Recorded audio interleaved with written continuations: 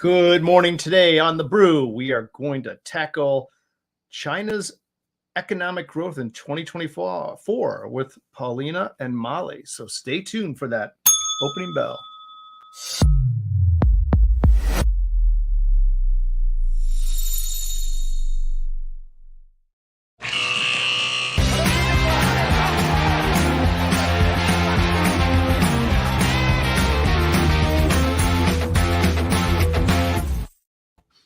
Good morning. Hi, 2024 people. What the heck? Happy New Year. Happy New Year. Right? Good. So we made it alive. I can see we're still moving. That's good. I know. I arrived late for the world to know. I came in like a shoulder roll coming in hot. Yeah, that's right. I made it. Paulina, how'd you do? You managed okay? I did pretty well, thankfully. I made it back home from Philadelphia, so all good here. Oh, good. Okay, back in NYC somewhere, right? Yeah, somewhere in New York. All right, good, awesome. So let's get right to it. I know we're busy. We have to move along, but let's get right to it. So China, economic growth in 2024. First of all, can we kind of talk about 2023 just broadly? Was it as good as they thought, or was it supposed to be a boom? But I don't think it really was. Was it, Paulina? There were really high expectations for Chinese economic growth in 2023. COVID obviously had a huge drag on the economy for 3 years. The government put really strict lockdowns for all the people there.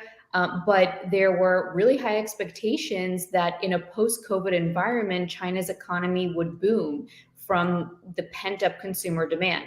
But fast forward to 2023, consumer health wasn't as strong as expected. And that's because income growth was small, households were struggling, unemployment was and still is high. On top of that, remember the Chinese property sector? Well, that's still in shambles. So by the middle of the year, by the middle of 2023, it was pretty evident that there was a slowdown in the Chinese economy, and that didn't show signs of accelerating. So in response, you had Chinese policymakers come in to try to stimulate the economy by lowering interest rates, which was funny because in the US, we were doing the opposite, increasing rates. But Chinese economy grew at a 5.2% pace for the first 3 quarters of the year, and showed signs of improvement in November when looking at the government data. So there were high expectations, but in reality, it was a bust. A bust, a flat out bust. Well, if that's not taking all the little loop-de-loops out of the party, I don't know what is. Right? Oh man. Okay. Well, having said that, do we have any greater expectations for 2024, or do we feel a similar bust? What do you think? All right. So what's expected in 2024? Well, looking at some data, so the World Bank came out with a forecast of 5.2% annual growth in 2023. We're still, waiting for those numbers to officially come out. But in 2024, they said that the economy in China is going to grow 4.5%, and then which is obviously less than the expected growth for 2023, and that in 2025, that growth should even be lower at 4.3%. So looking out, throughout 2024 and even beyond that, it looks like growth is going to be steadily on the decline. But actually earlier this week, we got some data from Macau, and obviously that's not representative of China. Macau is a smaller gaming hub. It's a Chinese administrative region where a lot of the casino operators are. And there was some positive data coming out of Macau. The local government came out and said the gross gaming revenue, which comes out on a monthly basis, was really positive for December. And that shows that there is activity from some Chinese consumers, but it's important to differentiate the Macau visitors versus the average Chinese consumer. The average Chinese consumer is more, very careful as to where they're spending their money versus a Macau visitor is kind of like the high-end VIP visitor who has more bandwidth to spend on their money. So overall, it looks like throughout the next few years, growth in China may be slower ahead. All right, from all that stuff, what's the question? Is the question what is the question? Well, so there are obviously some challenges, not only for the Chinese economy, not only in 2024, but actually major fundamental challenges within the Chinese economy. First and foremost, it's about demographics, and there's a low fertility rate in China. The life expectancy is growing, and that combination is really not a good one. There's also a talent gap. So to address that issue, Chinese companies, they're working with vocational schools. They're trying to push students into blue collar careers. So, these slower population trends and these difficult demographic trends, they're really not good for the government. They're not good for business and society. So that's something that they need to overcome. Although I still think that there are some tailwinds for the Chinese economy in 2024. First and foremost, China, they have really strong areas in their economic output. So think of exports of machinery, phones, cars.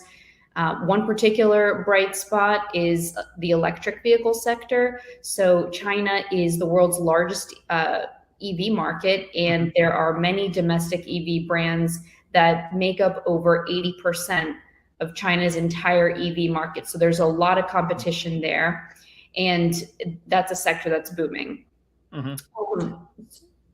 Yeah. So would we're a net importer versus exporter to them, right?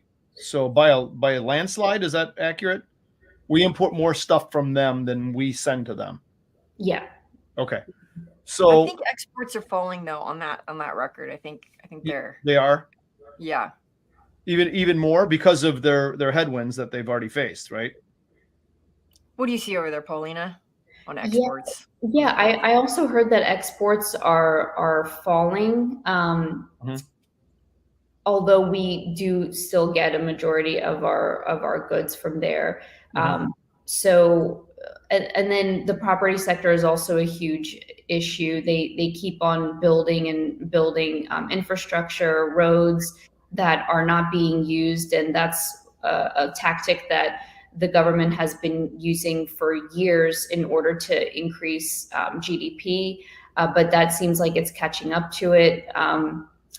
So yeah, I think there's a lot of fundamental issues here, but if they want to try to turn it around, I think they're going to focus on technology and growth, and transforming their industries with technology.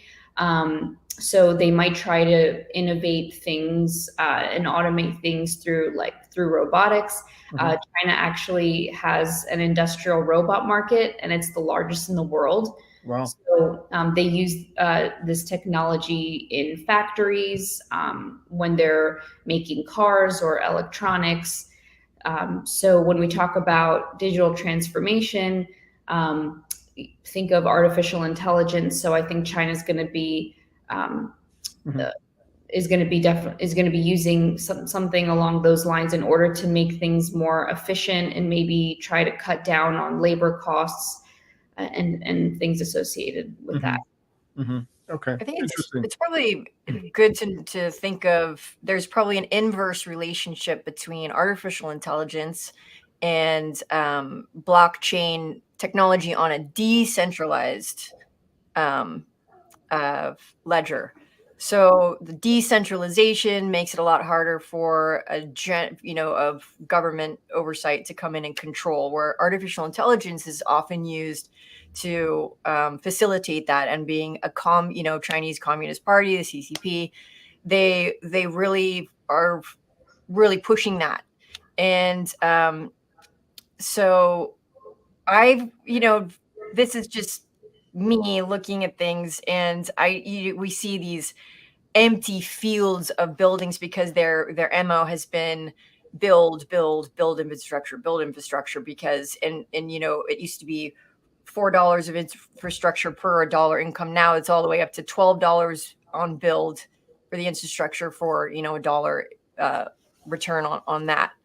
And you just see these empty buildings, and I'm wondering, is this going to be like a Blade Runner future? Are they going to be housing their AI that they're building? And will this probably be the epicenter, which, you know, then I go to, there's a lot of regulation on the table across the world to figure out how do we handle artificial intelligence? How do we symbiotically move forward with it?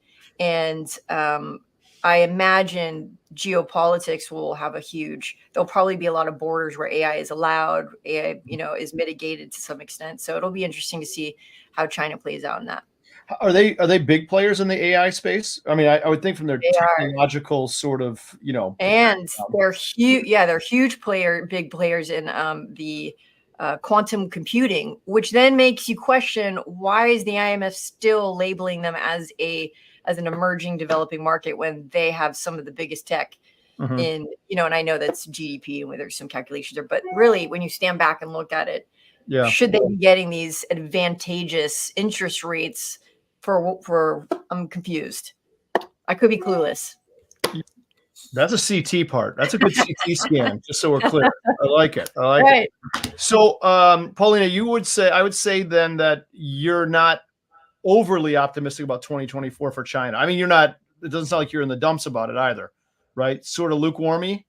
Yeah, I would say it's kind of in the middle. I think that we're not really sure 100%. I think once we get some economic data coming out of the country, we'll have a better idea of how to shape our perspective for 2024.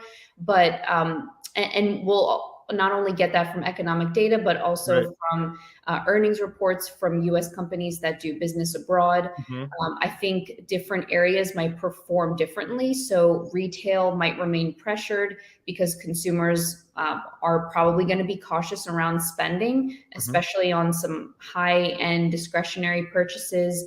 But maybe companies that sell low-cost merchandise may fare better. For example, as we mentioned, the gaming industry has been doing particularly well ever since the lockdown stopped and tourists started to come in. So I think that will continue that trend. So it's to be determined, but I think it might be in the middle. Right. And you brought up a really good point. You uncovered some data last show saying that moving away from, you know, they're moving towards experience versus buying stuff. So that might hinder their export that they count on from us as well. Yeah. Yeah, I think that's a good point. And hitting on that in relation to Macau, casinos in that area, as I said, they've been performing really well. And these casinos, they have restaurants, they have shows, which feeds into the experiences. And I know we talked about that last week. Consumers are prioritizing these, allocating their money towards experiences. So I would say that industries within the Chinese economy that will do well will focus on experiences. So, you know what's confusing to me? And Paulina, I don't expect you to have an answer for this, but I'm just going to say this. What's confusing to me is that, you know, deep down, China is considered a communist country, right? More or less. So under that sort of development or system, there's not a lot of freedom for any kind of market economy, is there? So how much of it is more or less pushed forward by what the government wants us to hear? You know, that kind of scares me a little bit when we talk about free market and how we deal with imports, exports, and everything else in between. So maybe I'm wrong about that, because there's certainly a developing class of Chinese who seem like they have means and wealth. So I don't know if it's the Communist Manifesto of, there's a ruling class and there's everyone else, the proletariat or whatever you want to call them. Is there something in between that I'm missing on this one? I don't know if I'm getting this right, because I'm suspicious of communism when it comes to markets, I suppose. Can I say that, Molly? Could you just bleep that out? Can I say that? Yes. I can say that? Okay. Yeah, you can say that. All right. Sorry, Paulina. I told you, I don't expect you to have an answer on this one. I'm venting, sort of. Yeah, I see your point. There is a huge disparity uh, in wealth. Obviously, there's the super wealthy versus the middle to even lower Yeah. class, and so it seems like that's catching up with the Chinese economy because the consumption, which is a huge part of any economy's GDP, has been really low in 2023, and it's expected that Chinese consumers may not consume, may not spend at the same pace as they used to because their income is not growing. And it sounds similar to kind of what's happening in the US. I'm not sure what the root causes of those are. Mhm. I'm sure it goes back to COVID, but it definitely is more difficult for a lower income consumer to spend Mhm. versus a high income consumer in the Chinese class. Yeah. So that's a huge part of it. Yeah. Okay. And this is so weird. I didn't even know what this was, but the Universal Postage Union. I mean, has anyone heard of that? That is actually an international, oversight that determines the price of postage for each country. And so again, China's getting preferential treatment there. So if Alibaba ships something, it's a discount versus if we ship something out. So if they export their postage price, I mean, there's all sorts of these pervasive things that are happening, including Panama, that we need to, that's a huge port. And I think, they're trying to establish their place down there in a huge way. So it's really important to keep an eye on Panama and what's happening in those areas. You're calling, I think you're calling bullshit on that postage thing, aren't you? Oh, right. Sounds like it, but no. Yeah. That is real. Okay. I believe it. But yeah, what do you think about Paulina? Should we stand back and reassess China's international preferential treatment, or do we want to support, are they an emerging market, and how do we feel on a fundamental trade, and where are the vote, if our dollar is a vote, supporting it, and this is probably this, I don't want to set you up here, so don't answer this part, but like Flex was saying, supporting a communist country that doesn't allow a lot of competition. Before Paulina answers that or gives her opinion on it, the whole difficulty here, for me at least, is you weave in this communist country with a major economic power. Yeah. Right.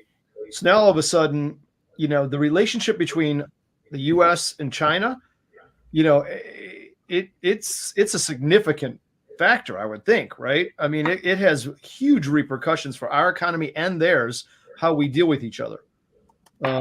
It seems like, right? Whether we like it or not. And I personally don't like it. I don't like dealing with the communism part. But it is what it is. We're forced to in some respects. So I'm not sure down the road what we can do anyway. Because we still have, they import so much stuff, especially on the electronic side of the world, the technology side of the world, that we got to deal with them, period. Right? I don't know. Paulina, what do you think? Pauline just wants to go. I think she was just like, No. She didn't. No. She's a better listener. No, I have so many interesting thoughts that you guys have prompted on the emerging market side. I think, and I'm not sure about this, but their claim, the IMF's claim, or whoever establishes that, probably classifies China as an emerging market because of the fact that their population is a majority of their population is considered lower class. So as more people go into the middle class, which seems increasingly difficult given the circumstances, I think that's when an economy is considered less emerging and more developing or advanced. But that's really interesting because communism in history, we have a huge track record of how communism performs. That tends to be the repercussion that there's there's a disappearing middle class, and the Politburo controls the struggling lower classes. And so if internationally we give preferential treatment to that versus rewarding capitalism, then I think that would be a better world. But if you talk to people who actually live in China, the younger generations they actually have business ideas, and they're entrepreneurs, and they're not into the communist part. So but the Communist Party has so much control that they're hindering that growth. So as long as that is in place, I don't see it improving. I just see we're probably supporting something, that gap to just expand. I don't know what's your thought? Yeah, I'll take a different perspective of China's presence abroad. It has a very strong international presence with its investments in areas like Africa and Latin America. And I think, taking it a step further, that also, puts into question its position in BRICS. I know that has been a huge, I think it started in the early 2000s, the formation of BRICS, along with, Brazil, Russia, and India. And I think there's even more countries trying to apply in BRICS, and how that, formation of economies could create maybe, another currency or what have you, so they can start doing business with each other. So these are big players, and they're non-European and Western players. So it kind of sounds like the formation of a new World Bank or IMF, but in these new age economies. So I don't know what that is and what that means, but it's something that I've been reading about and taking note of. That's a really good point. I mean, I think, a lot of these wars are currently happening, but the real thing to keep an eye on is these banking systems and how they're changing. LIBOR is being cycled out. We have Enbridge happening, which is going around the IMF and around the SWIFT system. And then BRICS, as you say, they're promoting, a digital coin, and, everyone into Bitcoin is like, that's great. But what they don't tell you is that it's not on a decentralized ledger. They might say it's decentralized, but it's really, like these two guys are watching, they're holding the ledger, but a true decentralized ledger is across everyone who's involved. So that's the really important stuff to be looking at right now, and not to be distracted by what that big box on your wall might be telling you. Otherwise, really, and how do people keep an eye on it? If we all have finance backgrounds, so I think it's really important to educate what is money, what does the IMF do compared to the Bank of International Settlements? What's the difference there? And a lot of us are just new to all this, but I think it's a lot easier than it sounds complicated, but once you just piecemeal it and you learn a little bit here and there, you can take a grasp, and then your eyes open wide, and you know where to look when you zoom out. Yeah. Okay. Coolio. I'm not making a trade in a Chinese ETF. Okay. Just saying it. Yeah. I think Paulina and I agree. We're kind of lukewarm. It's like my porridge, not too hot, not too cold. I think if you study certain sectors and you know that there's going to be some sort of growth, then you can look into it, but you have to be strategic about it. You have to know when to buy, when to pair your losses, if there are any. I think in general nowadays, especially in a difficult market like China, you have to have a strategy, and you have to be disciplined in executing that strategy. You can't just be like, oh, I'm investing in this ETF or stuff, Yeah, no, I agree with that. That's a good point. About it.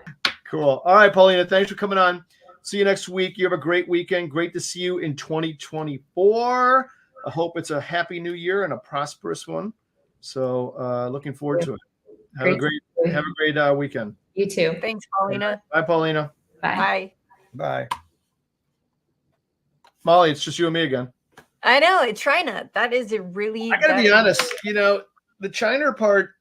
I don't know much about the China part. So I needed you guys' help there.